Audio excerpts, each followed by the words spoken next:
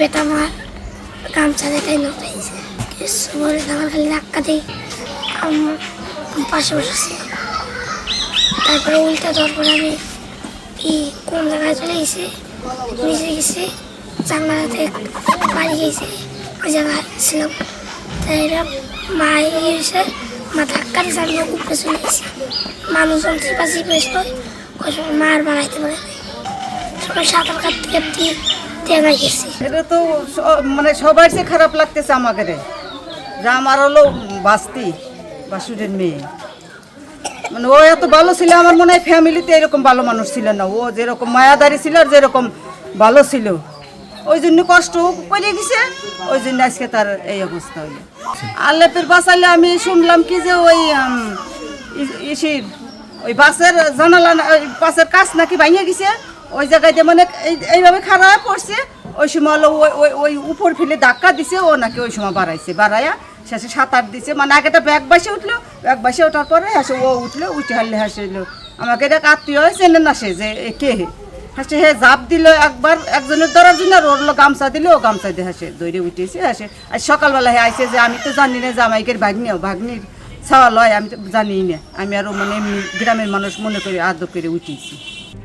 RICL TMX, যুগের পর যুগ স্থাপনা থাকে মজবুত। এখানে করি নেই, বাড়ির পাশে হয়তো দেখলে আমাদের আরো বেশি কষ্ট হবে, এই জন্য করি নেই, দূরে করছি। ওইখানে তো আর সবসময় দেখবো না, আর এখানে আমাদের বাড়ির সাথে গেট খুললেই দেখতে পারবো, বেশি কষ্ট হবে, এই জন্য এখানে করি নেই। আপন বলতে কেউ নাই, আমরা আছি, আমরা থাকলেও তো আর কিছু করার নাই, আমরা তো আর ওর মা বাপের মতো করতে পারবো না। পারবো অবশ্যই, কিন্তু ওর মা বাপের মতো করতে পারবো না। আলিপের মা হয়তো ওর ধাক্কা দিয়ে বের করে দিছে, এই জন্যই বেঁচে ফিরছে। কারণ কোনো মা তো চায় না যে আমি বেঁচে থেকে আমার সন্তান মারা যাক, হয়তো ওর যে কোনোভাবে বের করে দিছে। আমার সাথে কথা হইতেছিল তার আগেতেই, হোস করতেছে মা তুমি কি গিয়েছে, করতেছে না মা ফেরি হলি ওই কোনা কোয়ালে, করতেছে না এই কোনা কতি সকলটা কতি খালি টিকে দিলি রে মা। এই শব্দটা আমার কানে আইলে আমার শালের কাছে দিলে আমার বাজান দেখো তো জুসনা কাট দিয়ে উঠলো কে, আমার শাল কয় মা নেট পাইতেছে না, কয়া ওই ঘরের দিকে গুলি করে চিকের হইতেছে। আমি একে দৌড়ে হারে মাসে কাটা চলে গেছি। ওর মা বাবা কেউ নাই, এখন গার্জিয়ান আমি, ওর যদি পড়াশোনার কেউ দায়িত্ব করি তা আমি, কেউ যদি কিছু দেয় তাকে তার দায়িত্ব আমি নেব, ওর পড়াশোনা এটা করাবো, পড়াশোনা করতে চাচ্ছি।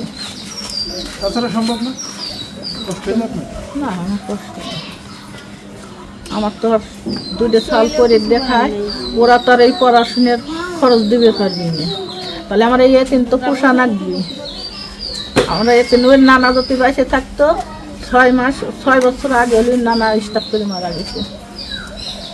আমার আর কোনো কিছু নেই, আমার ঝি আমার আরে আমার ঝি